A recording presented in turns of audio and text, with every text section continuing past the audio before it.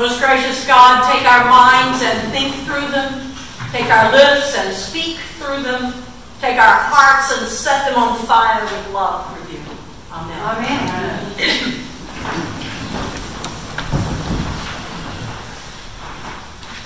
I love a good story. I think for me that's one reason that I like so much marking the liturgical year as we do in the Episcopal Church. We're not the only church that does that. Many other churches do too. But I first came across marking it that way in the Episcopal Church. The liturgical year tells a story. During each year, with special seasons, with special days, we tell a story that gives rhythm to the way we live out the story of our own lives. It takes that rhythm, that is the rhythm of our lives, and it grounds it in a larger story. It grounds it in the story of Jesus as the Christ, the Messiah of God. It also grounds it in the story of a community of very diverse people coming together in spite of all odds, in the power of the Holy Spirit, to continue the work of God for generations to come. In this story, we tell about the life, the death, and the resurrection of Jesus, and in the telling, we begin to see a pattern for a way of living in this world, a way of living that leads us to expect that every time in this life that we die in one way of living, whether those are, as I said a week or so ago, those little deaths or death itself, the life, death, and resurrection story of Jesus tells us that our story is a series of those little deaths, but after those little deaths, there is always new life, and we can expect each time we experience a death in this life to be raised to some new way of living life.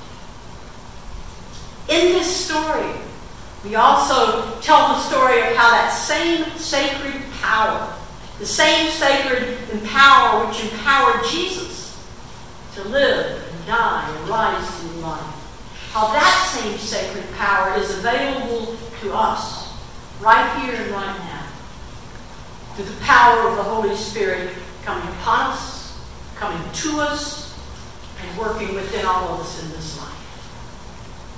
This story is not just a story about becoming a Christian. It's a story that is simply the story of how life is lived if you really look at it. Whether you are a Christian or a Jew or a Muslim or a Buddhist or of no faith at all, life marches on that same way with a series of little deaths and the opportunities then after we let go of one thing to live into the new life of something else.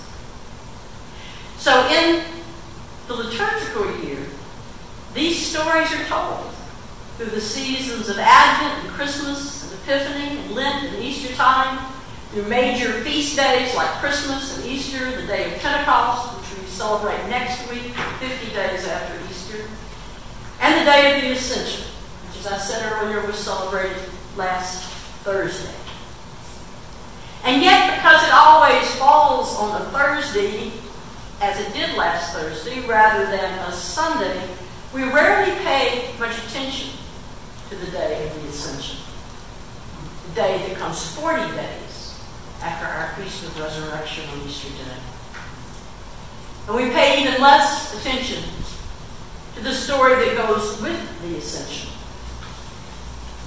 I think that it's not only about being on Thursday that this feast gets overlooked. It's also about that story that connects with it. And that story, the story that goes along with the Feast of the Ascension, is the story told in the first chapter of Acts, where after the resurrection, after all the resurrection appearances, the disciples are gathered with Jesus, and in that story, they watch as he ascends into the skies, and then they don't experience any resurrection experiences again. And before he disappears from their sight, he tells them that they themselves are to go out into the world to all nations and all peoples, and to teach them the way of living that he has taught them. To teach that way of living that is full of grace and forgiveness and acceptance and letting go and living new life again. We get confused sometimes. Sometimes we think when Jesus tells them to go out and make disciples, he's telling them to go out and make Christians of everybody. But fact, we miss there, of course, that Jesus was not a Christian. Jesus was a good Jew. And when he said to go to all nations, what he was asking was not that they go to all nations and make Christians, but that they bring them into, they baptize them into, they birth them into a different way of living life. A way of living life that sees both death and resurrection, but a way of life, according to this story, that sees something else. Every time I think of the Ascension, I remember the Ascension window that is on the back wall of St. John's Cathedral. Okay? So they restored it now, and it has the disciples gathered, and they are looking up into that beautiful scene that depicts the stories in gorgeous stained glass. But back in the 70s and 80s, when I was on the staff and when I was ordained a deacon, when I was at St. John in all those years, from 1978 to 1989, most of the time I was up front near the altar, even before I was ordained. And I would always be able to see that window. And at that time, that area that was restored was just clear glass. My understanding is that the reason it was just clear glass was because back in the 1900s sometimes there had been a fire, and the fire trucks, in order to get into the church and do what they needed to be done, had crashed through what was then stained glass to put out the fire. And then there wasn't the money after all of that to restore the glass, and so they had just put in clear glass. So when I stood at that altar and looked back into that back of the church, what I see was a group of disciples looking up into clear, empty glass. And I used to think that they might just be wondering where Jesus went. This, you see, is the story of the Ascension from those disciples' point of view. For them, the one who had lived with them and eaten with them and traveled with them and taught with them, the one who had died and then risen from the dead, was no longer making the kind of dramatic appearances that he had made in what we celebrate as the 50 days of Easter. He had stopped making them. That's what the story is about. That they didn't see him anymore. That he had given them an almost impossible job to do, and promised them that the power of the Spirit, the same Spirit that had been embodied in him, the power of that Spirit, the Spirit of God, the God of all creation, would come upon them and in them and through them as a community, and then they would be empowered to do it. He had given them that promise and an impossible job. But even though they had that promise, there were several days in between his disappearing and that time when the promise of power was fulfilled. So I would imagine that during that time between what the story of Ascension tells us and what the story of Pentecost, the coming of the Spirit, tells us, in that time between, instead of experiencing the power of God, what they probably were experiencing was the silence of God. Perhaps it was not unlike times in our own lives, when for one reason or another it may seem like God is more silent than empowered. That's why that ascension window, as I remember it, with that empty glass. That's why, as I remember it, with the disciples looking up into what seems like nothingness. That's why it's become for me something of an icon. An icon for those times in life when it feels like God is silent. Those times, those limbo times, when we see a possibility for a new life, for a new way of living life, but we do not yet have the power within us to live life that way. You ever been in those times? Those limbo times? Those times where you know, maybe you even know what the next opportunity is, but you at least know there is a next opportunity. Or you know there's a next event. Or maybe you can see what's going to probably be a next relationship. Or maybe you are coming to grips with what the next change in your life needs to be.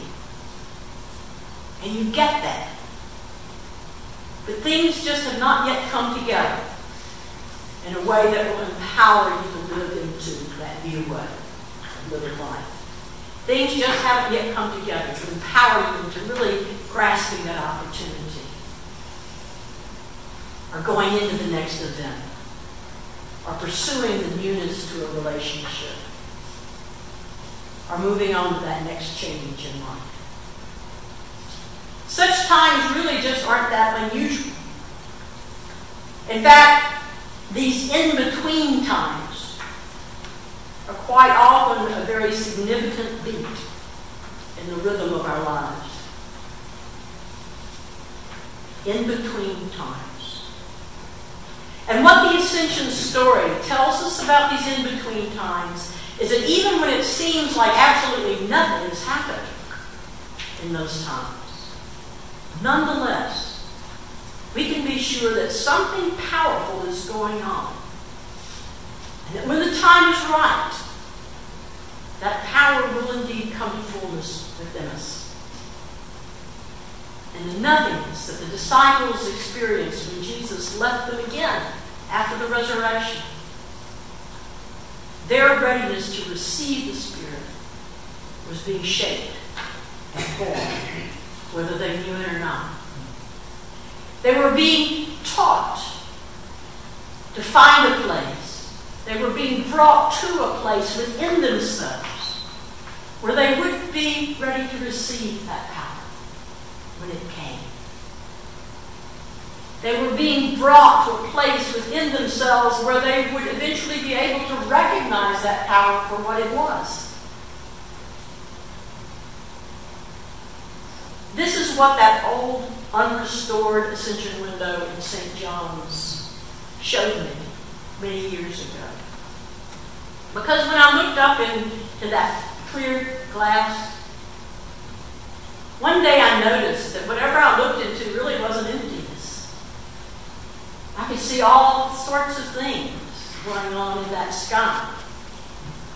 Some days there were fluffy clouds. Some days it was clear and sunny. Some day there were ominous dark clouds. Some day there were violent storms going on right in the middle of the service. But regardless of how that sky changed in my sight, what occurred to me was I knew the rest of the story. I knew the rest of the story.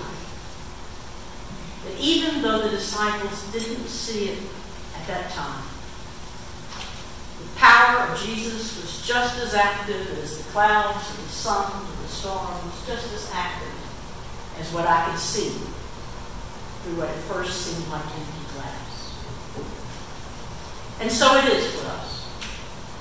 No matter whether our lives are full of sun, or harmless clouds, or violent storms, the power of the Holy Spirit is alive and well and coming to us. For even when we feel like God is silent, the power of God working for goodness in our lives goes on. And what we need for new life will come to us, all in good time. May we come to see that it is already so. Amen. Amen.